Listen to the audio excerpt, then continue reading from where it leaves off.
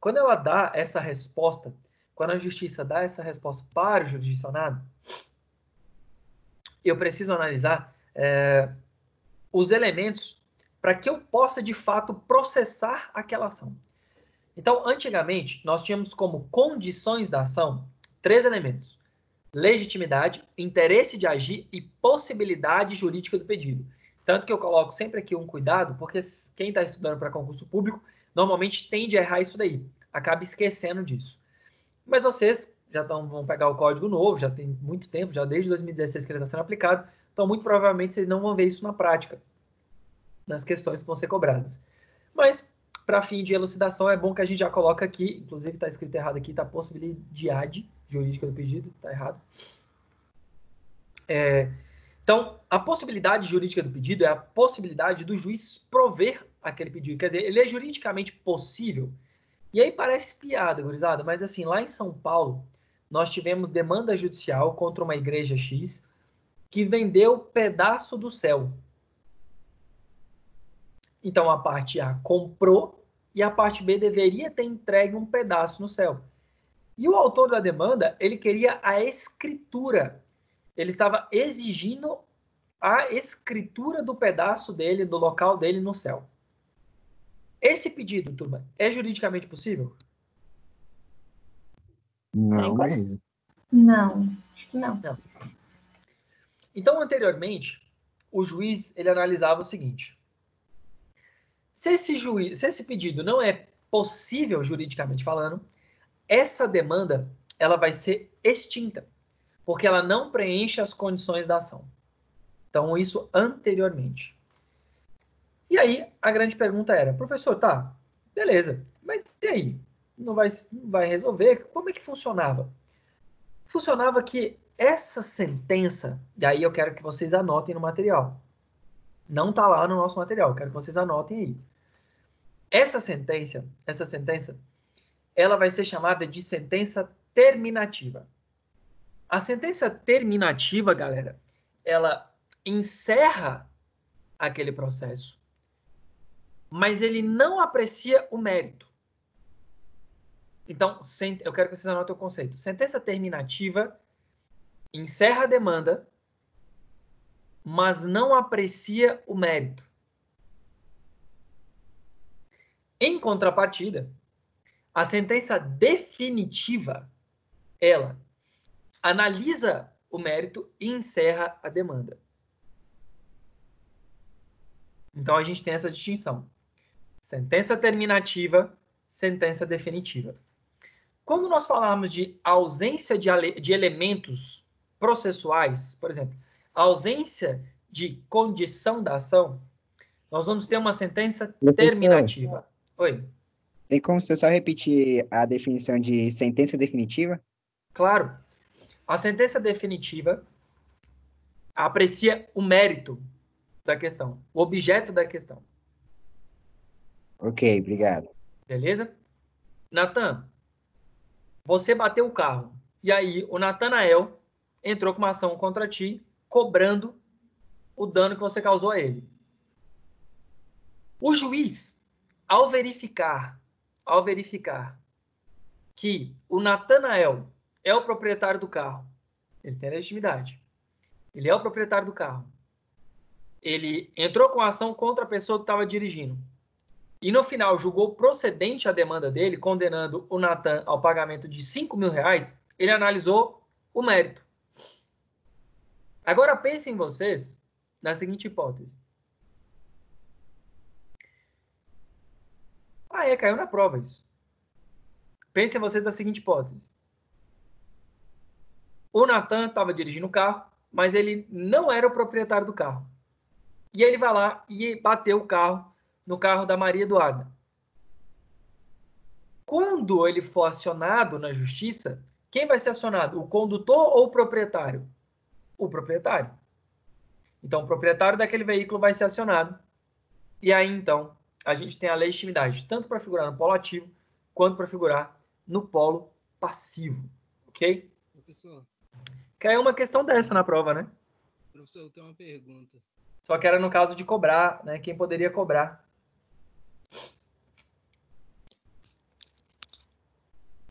Galera, eu tô pensando aqui agora. Eu cobrei na prova legitimidade e interesse de agir. Vocês não tinham estudado isso, né? Eu tenho uma pergunta nesse caso. Diga. Já tinha, professor. Já tinha Nesse passado? caso aí, como outro indivíduo estava dirigindo o carro, vamos supor, de um terceiro, ele poderia ingressar com a ação, sendo que o veículo não era dele? Vamos lá. Se você busca a reparação para o proprietário do carro, a gente vai ter duas hipóteses distintas. A primeira delas é se... Estou tendo que usar isso aqui porque o cabelo está muito grande. Se você está dirigindo o carro e você, por exemplo, você é o condutor do carro da NET, e aí o Marcos André bateu no seu carro, Natan. O carro não é seu, o carro é da NET. Eu posso pleitear, pedir direito de terceiro? Não. Pode.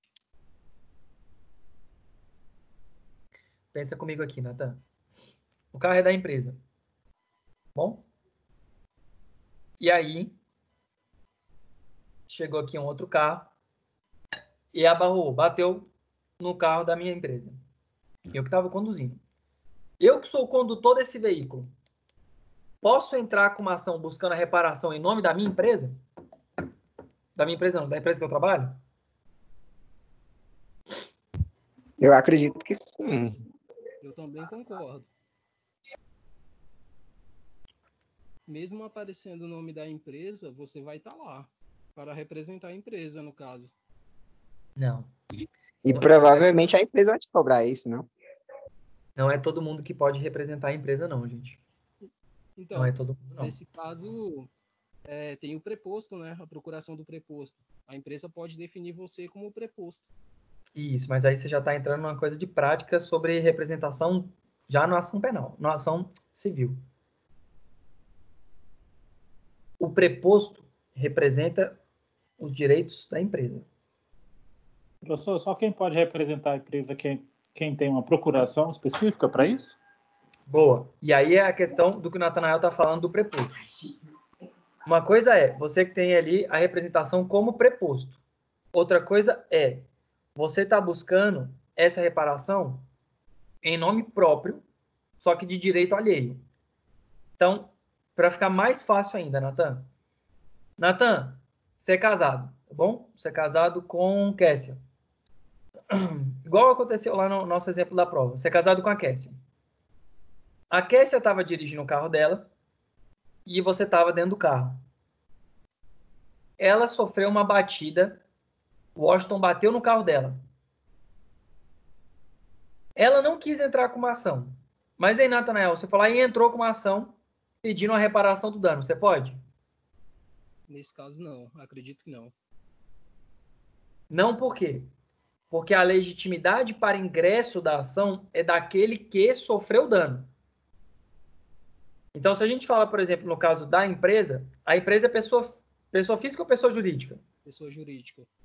Pessoa jurídica. Então, ela não tem uma entidade física própria, ela precisa delegar seus poderes. Tudo bem. Mas não necessariamente o que vai ser o preposto vai ser aquele que vai poder estar lá representando. Pode ser qualquer outra pessoa, desde que tenha poderes para tal. Agora, para ingressar com a ação, para poder propor a ação, tem que ser alguém legitimado à proposição da ação. É chamado de legitimidade ad causa. Então, o funcionário ele só vai poder ingressar com a ação se a empresa conceder poderes para ele representar a empresa. Nunca ele, de pronto, ele sozinho vai lá e entra com uma ação contra o camarada sem os poderes conferidos pela empresa. Então, se o Natan trabalha na NET, e aí a NET vai lá e tem um carro, ele trabalha com o carro da NET, e aí bater no carro dele. Quando dá a busca da ação para buscar a reparação desse dano, é a empresa que vai buscar os meios para buscar essa reparação. E não o Natan, que era o condutor.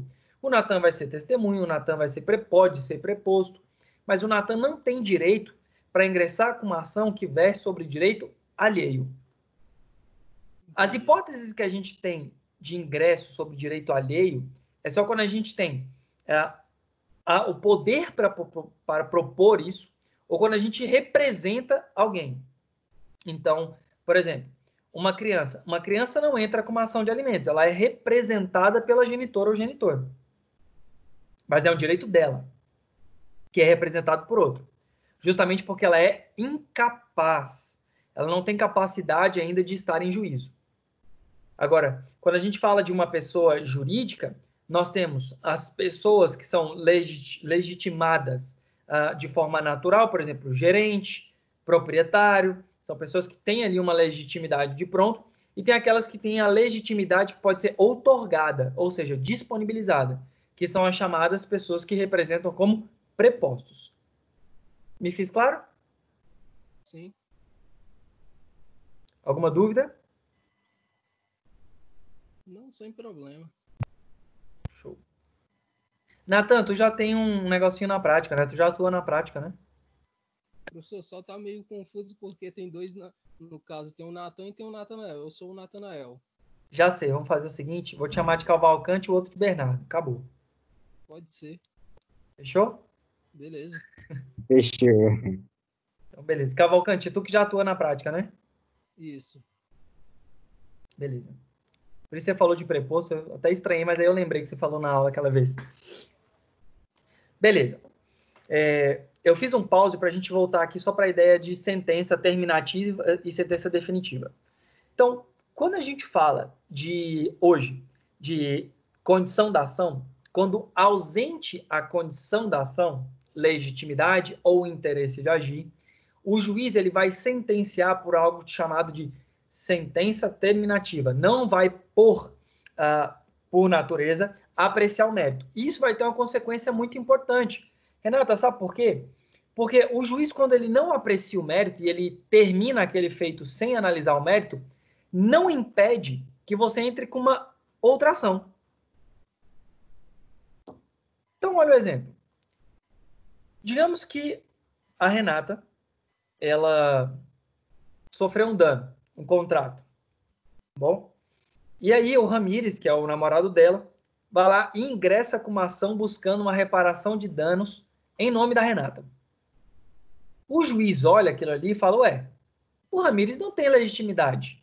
Então, extingue o feito sem resolução do mérito. Sentença terminativa.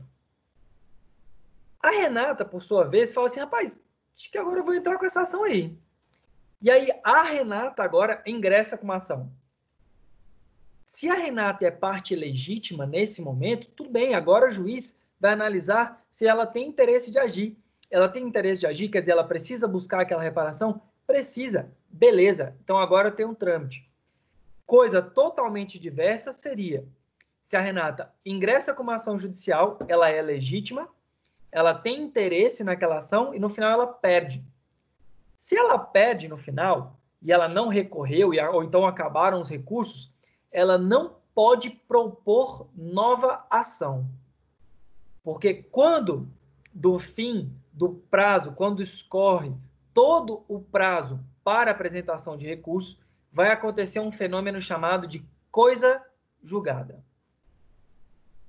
Todo mundo pegou isso aí? Tá anotando? Sim. Pegando sim, professor. Show. Gutenberg tá pegando, né?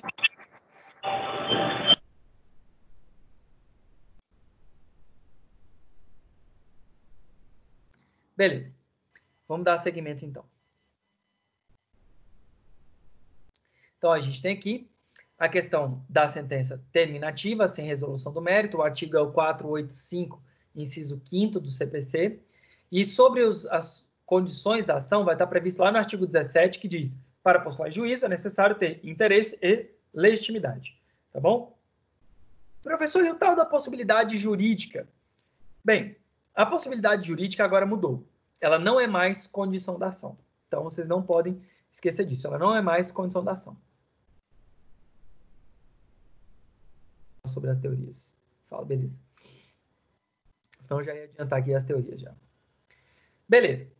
Então, aqui é importante que a gente separe. Legitimidade. A legitimidade ad causa, ela diz que quem pode pleitear em juízo. Então, eu não posso pleitear em direito alheio se eu não tiver alguma autorização judicial. Então, legitimidade ad causa era legitimidade para poder ingressar em juízo. Agora, vejam, a legitimidade, ela não fica presa somente a poder ingressar em juízo. Nós também temos a legitimidade, gurizada, referente a quem pode sofrer a ação. Então, pasme, quando você tem ali algum abuso de autoridade, ou então você foi mal atendido no serviço público e acarretou ali, de certa forma, algum dano à sua pessoa, quando tu ingressa com a ação, você ingressa com a ação contra o Estado e não contra o servidor público. Porque existe uma teoria chamada de teoria do risco, onde a responsabilidade do Estado ela é objetiva para com seus funcionários. Então, o Estado responde em nome do servidor público. Não obstante, posteriormente, o Estado pode buscar a chamada ação de regresso contra aquele servidor que causou prejuízo para o Estado. Então, no primeiro momento, quem vai responder vai ser o Estado. E depois de apurada eventual responsabilidade, pode responder o servidor. Isso é muito comum quando a gente fala de ações por erro médio nos hospitais públicos. Então, quando tu ingressa com a ação por erro médico, em razão de ato de médico dentro do funcionalismo público, dentro do serviço público, tu não processa o médico diretamente. Tu processa quem? O Estado. O Estado, ele vai analisar se de fato a conduta do agente se deu por dolo, por negligência, qualquer dos elementos que possibilitem a reparação, a ação de regresso, ou seja, do Estado depois processar o médico. E aí, nessas circunstâncias, eu vou ter ali uma legitimidade para figurar no polo ativo e uma legitimidade para figurar no polo passivo. Vamos lá. A Bárbara, vou dar um exemplo interessante. Bárbara, você tem um filho, tá? Tá por aí, Bárbara? Professor, pode citar o exemplo também. Oi? Professor, deixa eu fazer... Não consegui ouvir. Isso também pode ser enquadrado também em abuso de autoridade, tipo um policial, ele pode... O Estado que vai responder por ele? Nesse caso a gente vai ter duas searas, né? Tanto a criminal quanto a civil. Uhum. Tá. Professor, eu tenho uma pergunta também. Diga. Nesse caso aí, o senhor falou da pública, né? E se for na privada, no caso seria a mesma coisa? Você processa o hospital. Entendi. Vou te ensinar um bizu. Quem que tá perguntando? É o Cavalcante, né? Cavalcante, isso. Cavalcante, bizu. Por que você processa o hospital primeiro? Primeiro porque o hospital ele tem que responder em nome dos seus funcionários. Já começa daí. E segundo, é que a chance do hospital ter o dinheiro é maior do que a do que o médico tem o dinheiro do seu processo. Se o hospital quiser, ele pode chamar o médico ao feito, que é a intervenção de terceiros, eu vou explicar para vocês na próxima aula. Que é trazer esse médico para o processo para responder junto com ele. Entendi. Entendeu? Beleza. Então é possível fazer isso. Quem mais tinha perguntado? Foi o Washington? Ramires. Ramires, diga. Eu citei o abuso de autoridade. Se quem responde pelo PM seria o Estado também? Isso. Na seara criminal é o próprio agente. Se for na seara civil, o Estado responde primeiro. Professor, Oi. e tem quanto tempo para entrar com esse processo contra o hospital, no caso? Tem um prazo ou não? Tem. É chamado de prazo prescricional. Quando a gente fala de prazo prescricional, nós temos que ir lá no Código Civil. Se bem que eu acho que eu vou estar adiantando um pouco. Acho que vocês não viram isso ainda não. É um pouco já muito avançado. Você vai ter que ir lá no Código Civil.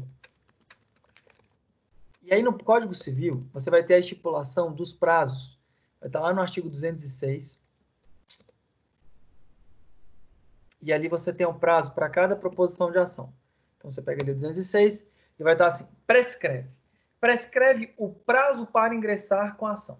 Aí tem assim, 1 ano, quando a gente fala de pagamento de hospedagem, alimentação, seguro contra segurado. Aí depois você pega assim, 2 anos, prestação de alimentos, 3 anos, aluguel, 4 anos. Eu não lembro agora todas de 4 anos. Acho que é tutela, contas, enfim. E aí, 5 anos, você tem ali cobrança de dívida por instrumento líquido ou público, pretensão dos profissionais liberais, procuração, curador, professor, serviço, quando você presta serviço no contrato. E 3, que é a petição do vencedor para quem... Quando você ganha uma ação judicial e o cara não tem ali forma de adimplir com aquilo ali, aí então você pode esperar até 5 anos, é o prazo que você pode utilizar isso para cobrar. Então, lá no artigo 206 tem todas as modalidades de prescrição, tá bom? A reparação civil, como via de regra, ela tem 3 anos, tá bom? Então, o prazo prescricional da reparação civil são 3 anos. Show? Assim, entendi. Diga. Então, se perde o prazo para adentrar para adentrar isso daí, aí a gente não tem o direito depois de entrar com a ação novamente. Massa, vamos lá. Isso, perfeito. Renatinha, o direito não socorre aos que dormem. Já ouviu falar dessa frase? Já. Essa daí vai ser um brocado jurídico que vocês vão ouvir muito, que é justamente nessa intenção da prescrição, decadência e preclusão. Quando passa o prazo, nós dizemos que prescreveu o prazo. Então, você não pode mais intentar porque o prazo passou. Em contrapartida, existe algo que a gente chama de prazo decadencial, que é quando você perdeu o direito. Então, eu não sei se eu adentro nisso agora. Em suma, eu acho que agora ficaria meio confuso para vocês. Mas prescrição, prescreve o prazo, decai o direito, a pessoa perdeu o direito de uma ação, e preclui a oportunidade, quando você perde a oportunidade de se manifestar. Então, vamos lá. Você tinha 15 dias para apresentar a defesa, não apresentou. Então, você perdeu a oportunidade de se manifestar. Então, precluiu. Você tinha 3 anos para ingressar com uma ação. Então, você teve ali a prescrição do seu prazo. O seu direito de poder, pleitear em juízo uma ação penal privada contra alguém que te xingou é decadencial. E a decadência se dá em 6 meses. Então, se em 6 meses você não ingressar com aquela ação, você perdeu o direito. Eu não estou falando mais de prazo. Você não pode mais entrar com aquela ação porque o direito ele deixou de existir. Porque ele sofreu o instituto da decadência. Você perdeu o direito de entrar com aquela ação. Me fiz claro? Sim, professor, só mais uma dúvida. Claro. Caso eu precise ingressar com a ação e precise da Defensoria Pública, em uma ação que já tem até jurisprudência, no caso, e eles se recusem a entrar com a ação por ser contra o Estado, tem algo que possa ser feito? Não, na verdade, eles não podem se recusar a entrar com uma ação porque não é o papel da Defensoria Pública nesse sentido. A Defensoria Pública ela só recusa quando você não preenche os requisitos para ingresso da ação pela Defensoria Pública. Né? Então, se não me falha a memória, aqui no Distrito Federal são coisa de 3 a 5 salários mínimos. Eu realmente não me recordo. Posso até olhar rapidinho aqui. Mas eu acho que são 5 salários mínimos. Não, é porque eu já precisei da Defensoria Pública, no caso que depois eu tive que levar em um advogado particular, o mesmo caso, mas eu não ganhava 5 salários mínimos na época. Essa foi a dúvida maior. Se tem algo que possa fazer, caso a Defensoria Pública se recuse a entrar ou não? Não, em suma, na verdade, assim, não tem... Ressalvar, tem que ver o porquê dela não ter aceito, né? Tem que ver o porquê dela não ter aceito. Professor, Oi. eu tenho uma dúvida. No caso, não é bem uma dúvida, é mais uma situação que aconteceu que eu achei bem interessante. Aconteceu o seguinte: um certo corretor, vendeu um terreno para uma pessoa. Beleza, fechou o contrato com a empresa, deu toda a documentação para esse indivíduo. Beleza, ele comprou o lote, deixou lá quietinho. Só que esse mesmo corretor, ele vendeu o mesmo lote para outra pessoa. Só que para outra pessoa, ele não deu nenhuma documentação. O que acontece? A segunda pessoa pegou e construiu no lote. E está morando. Construiu uma casa e está morando. Nesse caso, a segunda pessoa que não tem documentação entrou com ação contra a empresa. E nesse caso, o que a gente faz? Aí é consultoria de uma coisa totalmente diversa, né, Nathan? Aí a gente fala do Instituto da Evicção. Não, nesse caso é só porque eu vi estava olhando um processo bem interessante e eu vi esse caso. Aí Aqui, ó. eu Você achei pega... bem interessante porque Vocês conseguem ver isso aqui, vendeu ó? para duas pessoas diferentes. Vocês conseguem ler o chat aqui, não? Não. Não? Então vou mandar no grupo para vocês. É Só chamado Instituto... quem entra pelo computador que consegue ver o chat, se não me engano. Entendi. Então vou colocar aqui. Instituto da Evicção. Que é quando um vai tentar reaver o dano do outro. É porque nesse caso eu achei interessante a segunda pessoa ter entrado. Sim, ela está no direito dela, mas como ela não tem nenhuma documentação para provar que ela comprou perante a empresa, eu não entendi exatamente o que ela quis.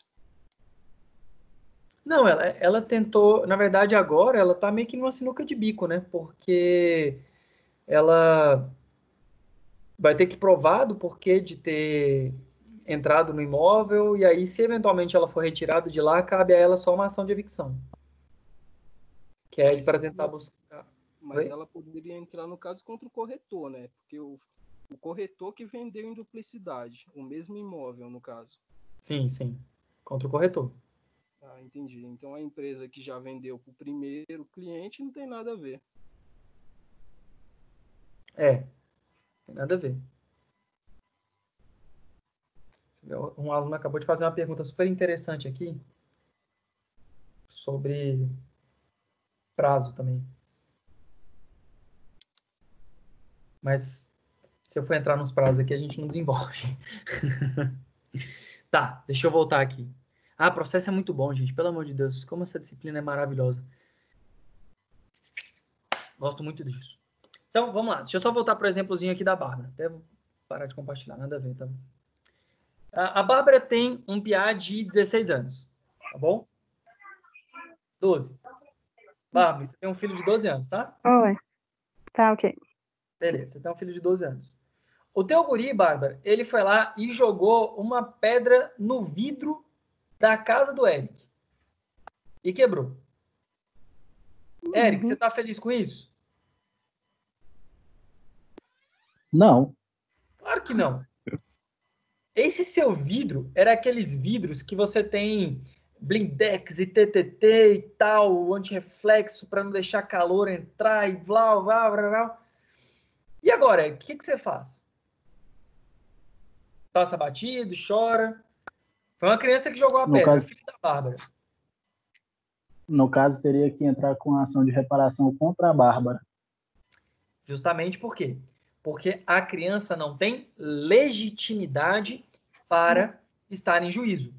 Mas a representante legal dela deve representá-la pelos atos praticados por sua criança. Então, quando a gente fala... É até engraçado esse exemplo, né? Que ele fica meio bobo, mas quando a gente pega o Estado, ele vai estar representando seus funcionários. o que não impede que, posteriormente, em apurada eventual responsabilidade, o Estado possa exigir um regresso do servidor público que causou o dano. Entenderam essa ideia de legitimidade? A de causa, legitimidade de poder sofrer ação e legitimidade de poder de propor ação? Mesmo que Sim. seja, por exemplo, um adolescente de 14 anos?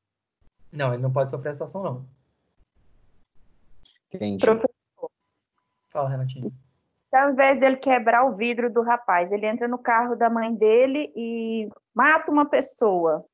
É a mesma forma? O procedimento é o mesmo? Ó, duas coisas diferentes. Quando você falou de matar uma pessoa, a gente está falando de processo civil ou de processo penal? Penal. Penal.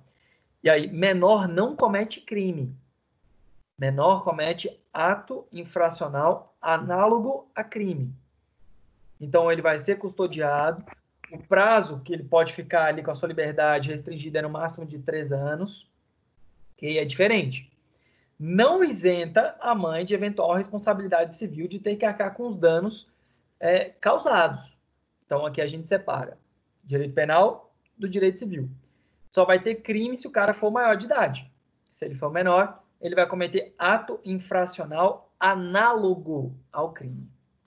Quando entrar em penal... A minha dúvida era se a Bárbara ia ter alguma consequência para ela, no caso, né? Penal não. Penal não, civil sim.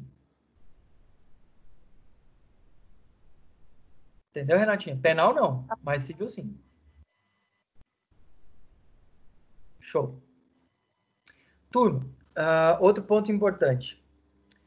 E se a sua defesa ela se pauta na arguição de ilegitimidade passiva? Quer dizer, a Adriane está sofrendo uma ação e ela vai lá e fala o seguinte: não, oxe, a responsabilidade disso aí não é minha, não. Essa defesa de ilegitimidade passiva, ela é uma defesa formal sobre as condições da ação, e no nosso Código de Processo Civil, quando for arguído a ilegitimidade passiva, ou seja, a ilegitimidade de não poder sofrer a ação, o que o nosso código diz é: se você alega não ser a parte legítima, você deve apontar quem deveria ser a parte legítima. Anotaram esse bizu aí? Notaram? Você pode repetir? Pode repetir de novo, por favor? Com certeza, é isso. Quem alegar ilegitimidade passiva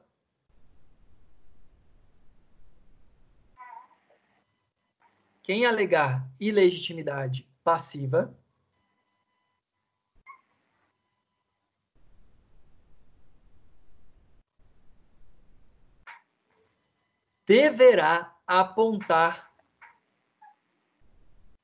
quem seria o legitimado.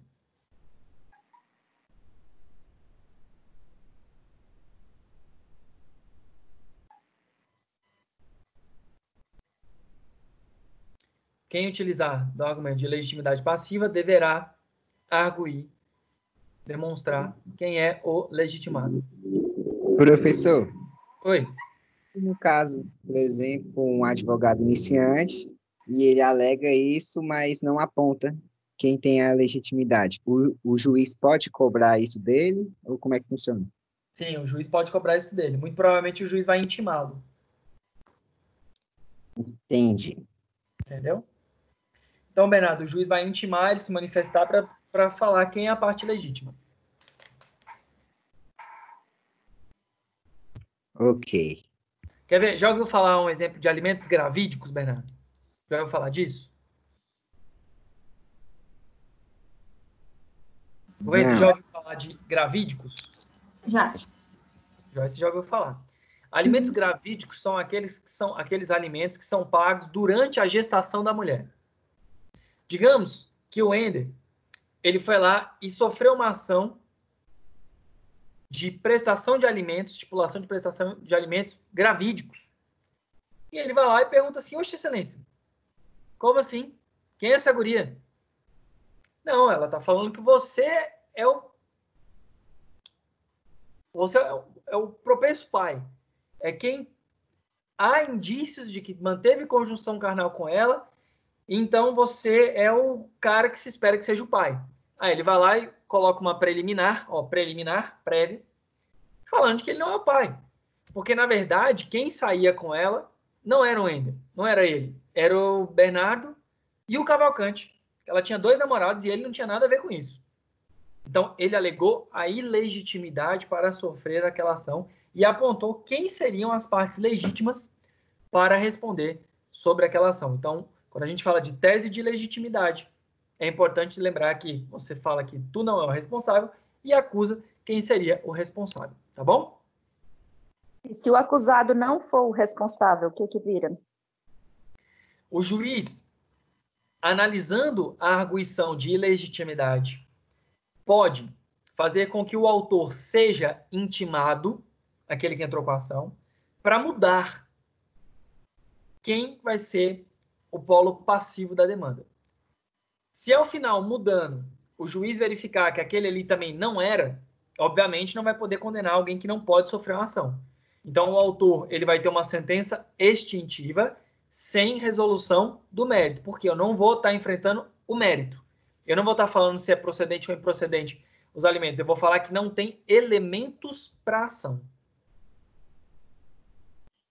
Professor, uma dúvida. Diga. A legitimidade ou a ilegitimidade, ela é vista no processo pelo juiz ou posteriormente no processo pelas partes? Washington, olha o tanto que isso é importante. A legitimidade é uma matéria tão importante, que ela pode ser vista pelo juiz de ofício como pelas partes. Isso é o que nós chamamos de matéria de ordem pública. É quando ela excede o mero interesse das partes. E eu vou te explicar o porquê que é uma matéria de ordem pública. Ela é uma matéria de ordem pública porque é interesse do Estado dar a devida prestação jurisdicional para a quem compete o direito e o dever. Então, é por isso que a gente fala de legitimidade ser uma matéria de ordem pública, porque transcende o interesse das partes. O juiz ele tem que dar o provimento para quem, de fato, vai ser responsável por receber e cumprir aquele provimento. Ok. Beleza? Show. Então, em sequência, vamos lá. Opa.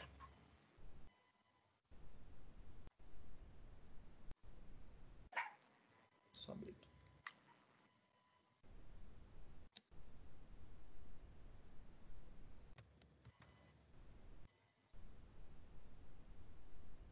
Vamos lá. Show. Tá a tela cheia para vocês, não? Assim. Assim. Tá mostrando a tela do computador toda. Tá a tela cheia, né? Não tá a tela do computador, não, né? Tá a tela do computador toda, mostrando todo o PowerPoint. Todo o PowerPoint, né? Isso. Mesmo. Tá, show. Beleza. Então, olha lá. Superamos a ideia de legitimidade de causa, agora vamos para a ideia do interesse de agir. E aqui, gurizada, você que está anotando, já tem que colocar assim, ó, adequação e necessidade. Necessidade é o porquê daquela ação. Quer dizer, por que ela existe? Por que da necessidade da manutenção dela? Então, vamos pensar aqui no seguinte exemplo. A Renata passou um cheque para o Ender. E aí o Ender pegou e quando foi sacar o cheque, não tinha fundos. Aí ele fica brabo, entra em contato com ela, diz que não tinha naquele momento, ele foi lá e ingressou com uma ação. Só que enquanto ele estava entrando com a ação, ela vai lá e conseguiu o dinheiro e fez o depósito na conta dele no valor do cheque. Pergunta: ainda reside interesse nessa ação? Ainda tem necessidade da manutenção dela? Não. Não E agora tem. quem vai processar sou eu, viu? Oi? E agora quem vai entrar com a ação aí sou eu. Danos morais, sei lá. Eu senti ofendida. Veja que não tem necessidade porque o objeto daquela ação, ou seja, o mérito daquela ação se perdeu. Então, carece de interesse de agir. E o interessante... Opa, perdão. O interessante é que quando eu não tenho mais interesse de agir, aquela ação ela vai ser extinta, sem resolução do mérito, porque eu não vou julgar procedente ou improcedente.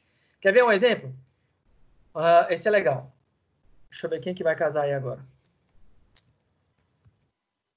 Boa agora para falar de casamento e divórcio, viu? Fica muito boa. Então, vamos lá. A Ioana. Ioana, você está querendo se divorciar do Gutenberg. E aí, beleza.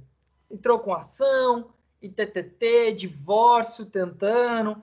Aí, entrou com ação hoje. Aí o Gutenberg foi citado, ele ia pegar e começou as tratativas contigo, extrajudicial, e aí ele morre de Covid. O Gutenberg morreu. Tem necessidade, tem interesse na manutenção dessa ação de divórcio? Nesse caso vai ser sim. Tem mais necessidade, não, né? Eu acho que tem caso que tem herança, né? Não, ela já é herdeira. Já não é divórcio. Já tá morto. Se já morreu, foi até um sinal divino. Vai Já se tá divorciar separado. do morto não dá certo, meu amigo. Nessa ação aí, já acabou o fato, né? O que aconteceu? Ela perdeu o objeto da ação. Então, ela não tem mais o porquê de manter. Então, o interesse de agir dela acabou. E aí, o Washington me fez uma pergunta muito boa. Professor, quem pode alegar a ilegitimidade? Aí eu falei para vocês, qualquer um, juiz ou as partes. E quem pode alegar a ausência do interesse de agir? Washington, de igual forma, é uma matéria de ordem pública. Então, ainda que a Ioana não tenha dado baixa na ação, quando o juiz verifica que o Gutenberg morreu, ele não tem mais o porquê de manter aquela ação. Não tem como eu divorciar ela de um morto. Por quê? Porque, nesse caso, ela deixou de ser casada e passa a ser viúva. Então, eu não posso mais realizar o divórcio. Mas aí eu tenho uma dúvida. Diga. O juiz só vai saber que ele morreu se alguém falar ou aprovar, através da certidão de óbito, que ele está morto, né? E aí, nesse caso, não teria que ser ela? O juiz, na verdade, ele intima o advogado da parte contrária, né? Ele intima os advogados. Então, digamos que ele morreu antes da prolação da sentença. Antes de ter sido publicada a sentença. Essa sentença, ela perdeu o objeto porque não tem mais de se falar em tutela jurisdicional, porque o cara morreu.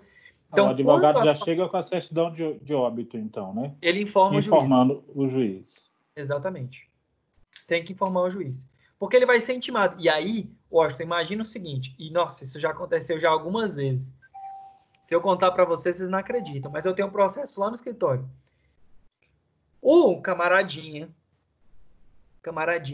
má fé, sem vergonha, ao invés de informar o juízo, deixou correr o processo.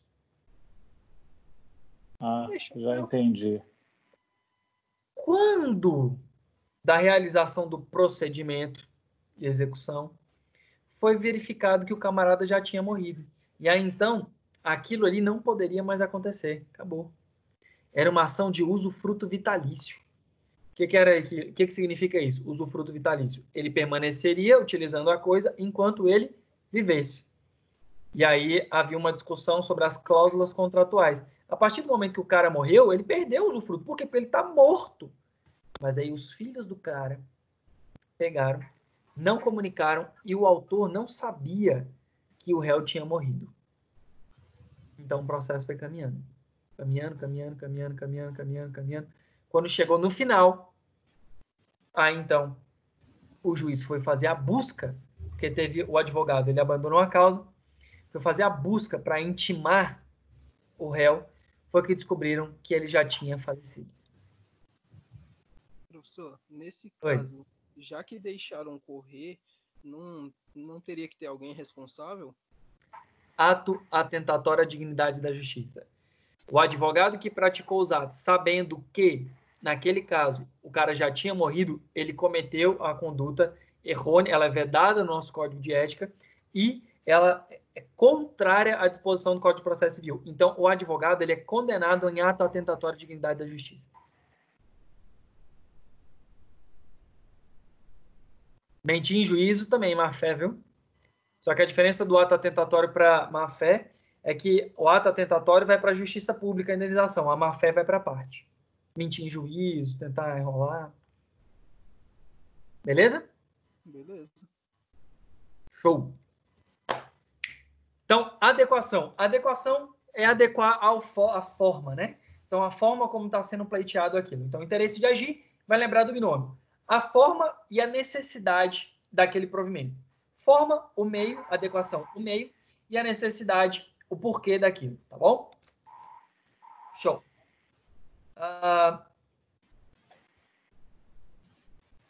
Aqui eu falo de legitimidade do autor e do réu. Bom. Professor, o meu pai entrou com uma ação e ele faleceu. Era uma ação de cobrança. Como é que funciona agora? Nesse caso, os herdeiros, eles podem pedir a substituição processual, justamente porque eles têm essa possibilidade de suceder o genitor processualmente falando. Então, nesse caso, nós temos a possibilidade de substituição das partes. Veja, o pai estava cobrando uma dívida, ele tinha direito, obviamente que essa dívida vai ser objeto da herança. Então, aqueles que são os herdeiros, eles podem suceder aquele autor. Agora, não pode haver sucessão se nós estivermos falando de direitos personalíssimos. Então, eu não posso, por exemplo, ter uma sucessão no caso de divórcio. Quem se divorcia é o camaradinha que está lá vivo.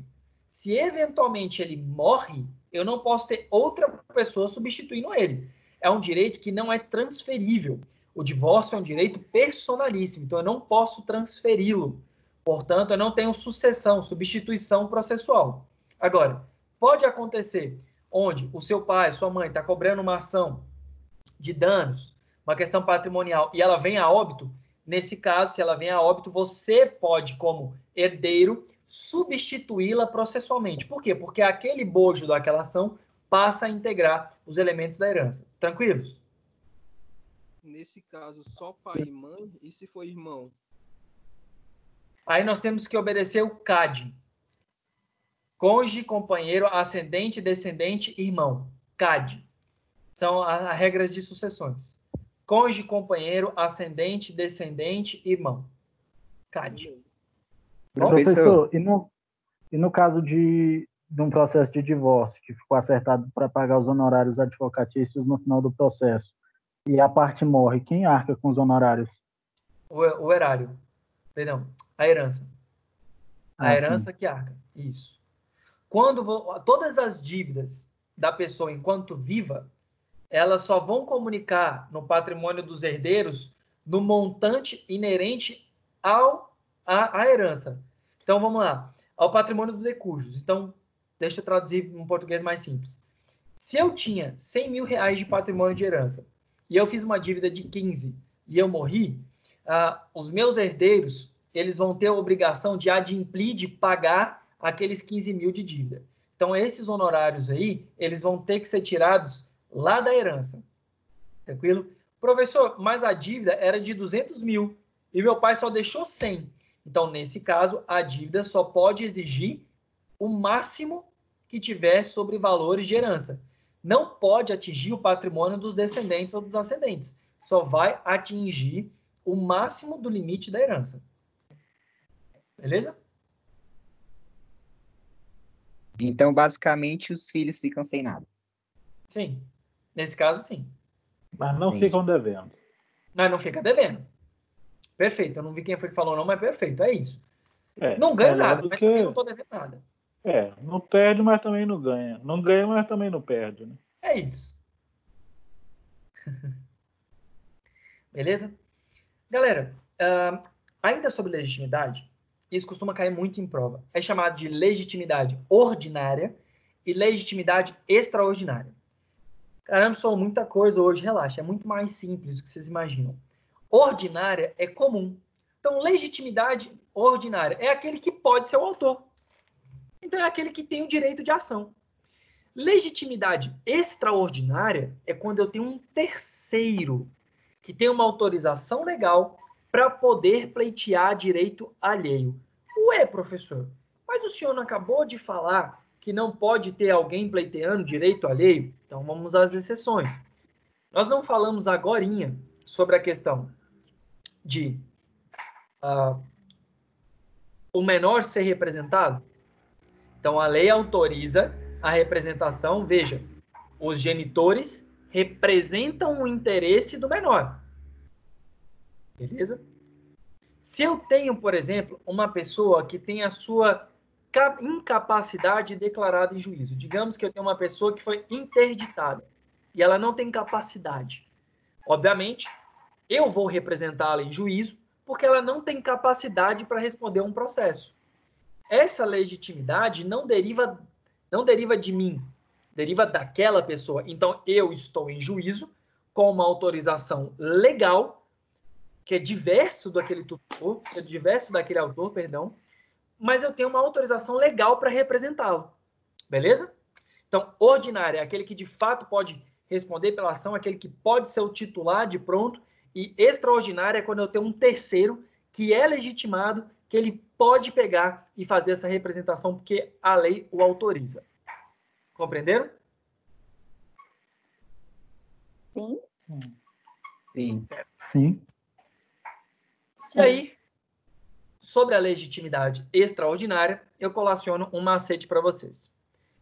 Ela pode ser autônoma, quando o terceiro pode agir de forma independente, ou subordinada, quando ele age somente de forma acessória. Então, autônoma é quando ele de fato assume, e subordinada é porque fica condicionado. Tá bom? Nós vamos falar de intervenção de terceiros, e aí eu vou bater bem em legitimidade extraordinária. Não vou antecipar não, porque já foi muito conteúdo hoje. Sobre o interesse de agir, só para bater aqui num ponto principal. Nós falamos sobre o porquê, ok? O porquê da demanda, que é a necessidade, e a adequação como meio. Então, se eu fosse marcar hoje 2 grandes bizus sobre interesse de agir, eu colocaria necessidade, adequação, marcaria os 2, e aí puxaria uma setinha lembrando, necessidade do porquê daquela demanda, adequação, o meio para atingir. Qual é a ação que deve ser proposta? Como deve ser proposta aquela ação? Como deve ser intentado aquela ação para que se atinja a finalidade? Então, falou de interesse de agir, necessidade e adequação. E aí, por fim, eu colocaria em vermelho, grifava asterisco, cruzinha, colocava ali um bichinho ali do lado. Quando se fala de condições da ação, nós temos que essas matérias são de ordem pública. Quer dizer, o juiz pode, de ofício, verificar que não há ali condição para a manutenção daquela ação. O próprio juiz, sem que haja a necessidade de intervenção das partes, porque são matérias que excedem o interesse do particular, por isso são chamadas de matéria de ordem pública. Tranquilos? Tranquilo. Como é que a gente está aqui até agora? Está todo mundo bem?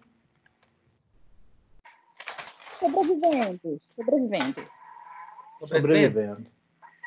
Beleza. Outra coisa que eu percebi nessa curva de aprendizado de aula remota, gurizada, é que não dá para a gente achar que 2, 3 horas ali em sequência é de fato proveitoso. Então, eu vou sentindo, vou perguntando para vocês até a classificação da ação. Porque essa outra parte aqui ela já começa a ser um pouco mais complicada sobre teoria da ação. Se vocês estiverem bem, a gente vai em teoria da ação, mas aí eu vou pedir o feedback de vocês, tá? Vocês vão me dando feedback de vocês sobre isso daí. Tranquilo? Podemos fazer assim? Tranquilo. Tranquilo.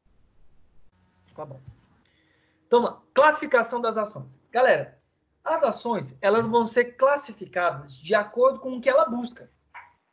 Nós falamos de ação de conhecimento, aquela ação que é proposta para que o juiz verifique todas as circunstâncias de fato inerentes a ela e que, ao final, ele julgue procedente ou improcedente. Essas ações de conhecimento, elas são os momentos onde ela apresenta o momento onde vão ser ouvidas as testemunhas, o perito, as partes. Então, para que se ouça a parte contrária, nós vamos chamar de depoimento pessoal. Sempre uma parte pede para outra parte ser ouvida, então o nome disso é chamado de depoimento pessoal. Vocês que estão aí mais à frente, que gostam de falar sobre provas, depoimento pessoal, ouvir a outra parte em juízo. Testemunhas, e as testemunhas, elas vão ter aquela possibilidade para auxiliar o juiz, ok? E nós temos também a possibilidade de fazer com que sejam ouvidos os peritos, a necessidade de fomento de perícia em razão da circunstância dos autos. E aí é por isso que a gente tem um processo de conhecimento. Essas circunstâncias, elas vão acontecer nesse momento do conhecimento, porque quando elas vão para recurso, quando elas vão para tribunais superiores, ali eu já não tenho mais a hipótese de ouvir testemunhas no tribunal superior, por exemplo. Então, ali eu não tenho mais uma nova fase de conhecimento, eu já tenho fases recursais.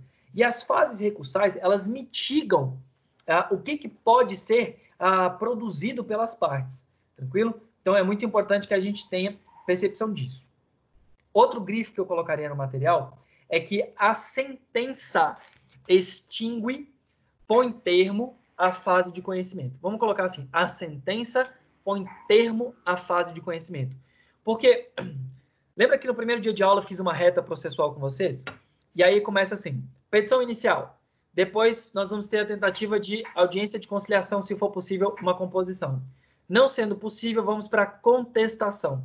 Aconteceu a contestação, agora nós vamos ter ali a possibilidade de apresentação da réplica por parte do autor. Passamos da réplica, vamos para a fase de especificar as provas, se for necessário. Tivemos provas para serem produzidas, vamos para uma audiência de instrução e julgamento. O juiz pode ou não conceder ali a possibilidade de alegações finais, a depender da complexidade do processo. E, ao final, sentença. Então, essa é chamada de fase de conhecimento. O procedimento de conhecimento se encerra com a sentença. E essas ações, elas vão ter essas classificações para determinar qual é o teor, qual é o bojo da sentença. Então, quando a gente fala de condenatória, é aquela que eu busco, de fato, condenar alguém a fazer algo. Então, eu tenho ali uma lide, que a gente já falou, que é uma pretensão resistida, e a ação condenatória busca fazer com que a parte ré cumpra aquela obrigação que não foi adimplida. Então, que busque, que ele faça, que seja condenado a reparar, a fazer, a dar, entregar algo. Então, isso é chamado de ação condenatória. Mas existe ainda ações onde nós temos a mera declaração da existência de algo. Então, quando a gente fala da existência ou de uma inexistência de uma relação jurídica. E o exemplo que a gente tem mais fácil para se obter aqui na sala é uma ação de paternidade. A ação de paternidade, ela não visa condenar ninguém. Você não foi condenado a ser pai. Quer dizer, você não vai ser condenado a uma obrigação de dar, de fazer, de entregar algo. Não. Você vai ter ali reconhecido o vínculo de pai e filho. Então, nesse caso, uma ação de paternidade tem o condão de declarar a existência de uma relação jurídica. E, de igual forma, nós vamos ter agora algo muito semelhante, que são as ações constitutivas. Então, uma ação constitutiva, ela busca modificar, constituir ou desconstituir uma relação jurídica. Então, veja, o exemplo mais comum sobre isso, quando a gente fala do divórcio. O divórcio, ele tende a desconstituir uma relação que havia entre os cônjuges. Professor, uma ação de reconhecimento de união estável, o que ela vai fazer? Ela busca a demonstrar ali a constituição de uma relação jurídica. Tranquilo? E quando a gente fala da dissolução da união estável, o que a gente declara? A gente quer desconstituir, ok? A gente quer desconstituir aquela relação. Então, nesse caso, nós não temos ali uma condenação a alguém, ok? A gente não busca um título executivo, algo para ser executado, não. Declaração declara a existência e a inexistência de algo. Então, declarar a existência de algo. Declarar, reconhecer a existência de uma relação de união estável. E desconstituí-la pela dissolução, ou seja, encerrar aquele vínculo. Ok? Então, declaratória e constitutiva não busca a condenação, mas somente a declaração de existência ou inexistência, ou a constituição, modificação ou a desconstituição de alguma coisa. Há alguma dúvida? Sim. Qual? Isso significa, nesse caso aqui de ação da paternidade, a ação declaratória durante o processo ela pode ser transformada em condenatória quando o juiz ele reconhece a paternidade e já condena o réu não, né? A outra parte a pagar a pensão alimentícia?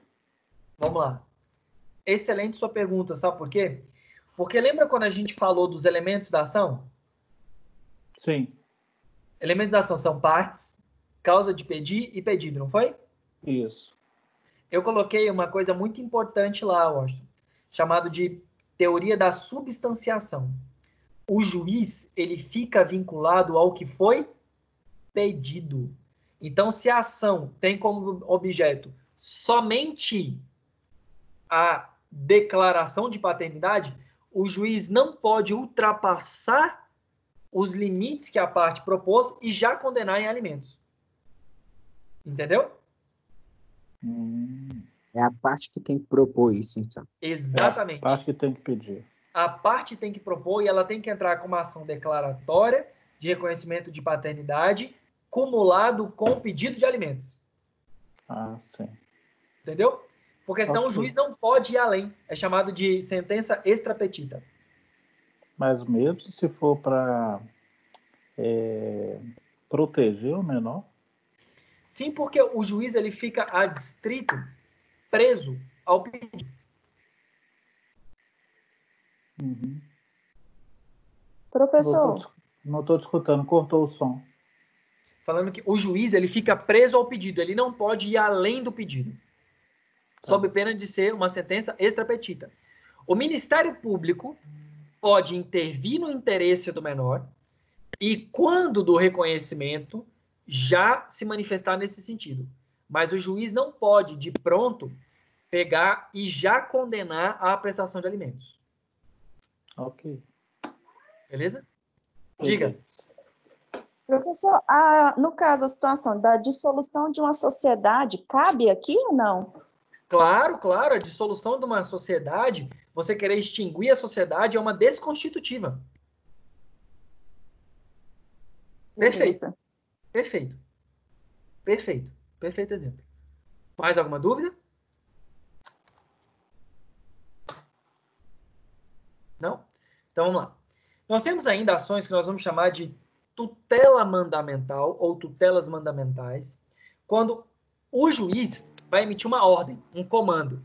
Então, isso acontece nas seguintes hipóteses. Quando ele manda fazer alguma coisa.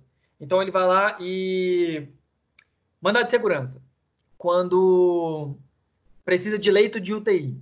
E aí você ingressa com uma ação contra o Estado para que o Estado te dê um leito, te dê determinado tratamento. E aí o juiz concede esse pedido. Então, o direito líquido e certo. E aí ele manda dar aquele tratamento.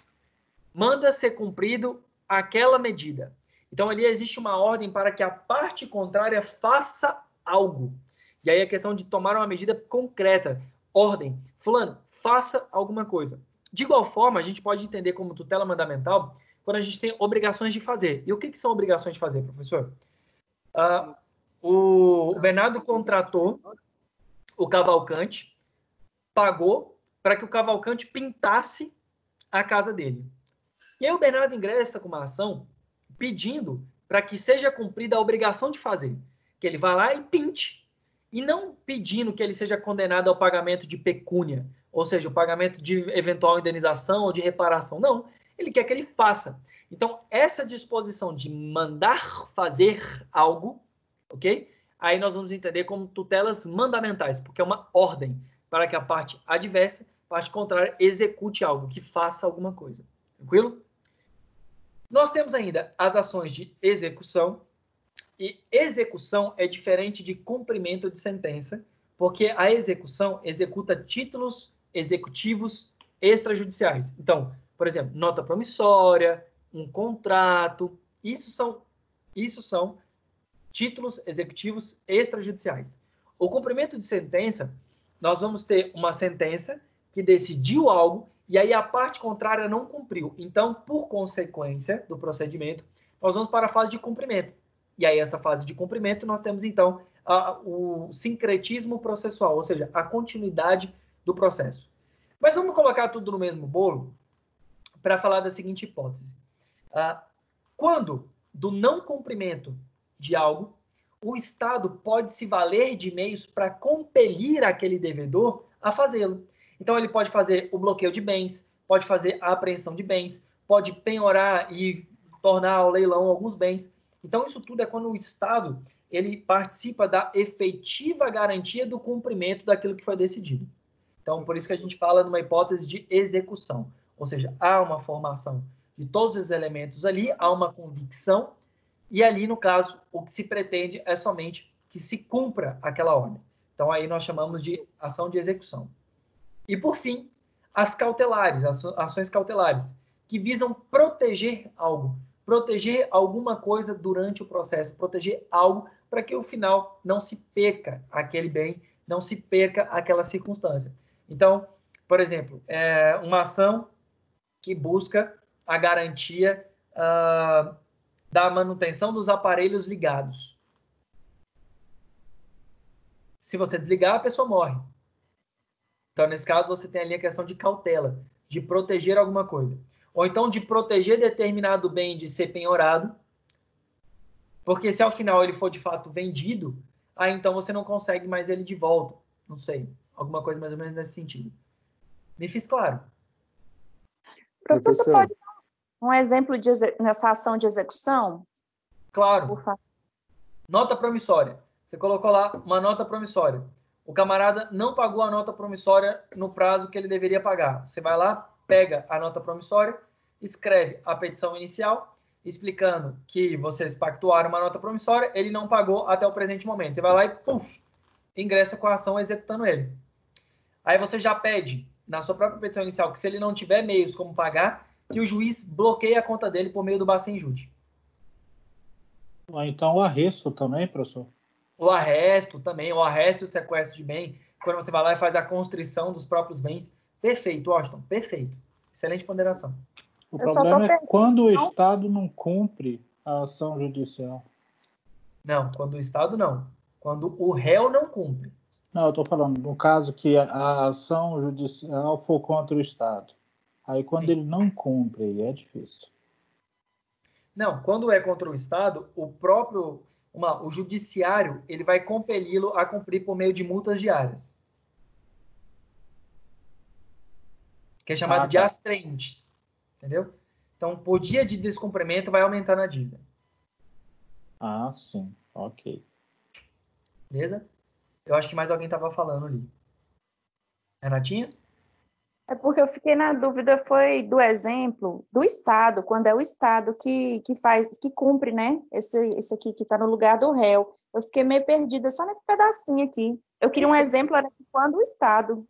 Vou tornar bem claro para ti. Vamos lá. Contratos. Digamos que tu é minha inquilina, tá bom? Então, relação de locador e locatário. Você está devendo para mim, Renata, 6 aluguéis. 6 aluguéis. E tu tens um carro. Tem ali o seu Audi e tá devendo aluguel para mim. Aí eu entro com a ação de execução. Aí eu te intimo para você pagar isso aí. Aí você não paga. Aí eu peço para o Estado bloquear a sua conta. Ele bloqueia para mim. Olha o Estado já agindo no seu lugar. Ele bloqueia para mim. Se tiver ali algum dinheirinho, ele bloqueia e me paga com aquele valor. Claro, ele vai intimar a outra parte, vai se manifestar e tal.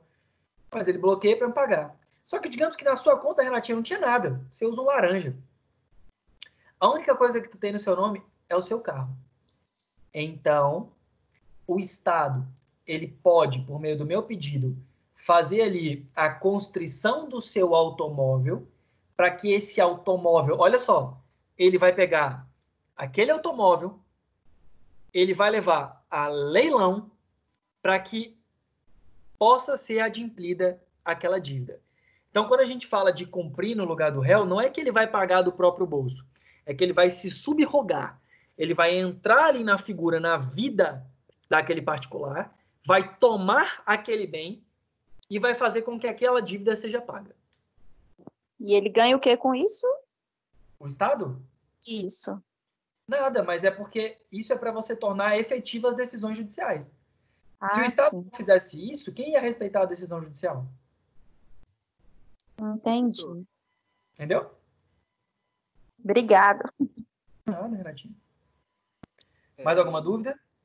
Nesse caso do bloqueio da conta, vamos supor, o indivíduo deve 20 mil e na conta só tem 10. A conta, no caso, vai pegar esses 10, vai sobrar mais 10. Vai ficar aguardando, a conta vai ficar bloqueada esperando o restante do dinheiro ou vai direto para o Renajude? Vamos lá, perfeita pergunta. Bacenjude foi feito, não tinha a integralidade. O que acontece? Quando não tem integralidade, aquele montante que está ali, ele já vai ser bloqueado, ele bloqueia e bota, intima a parte contrária, claro, e ele vai ser ali posto em juízo. Não tendo objeção, ele é liberado para a parte autora. O resto pode acontecer algumas circunstâncias.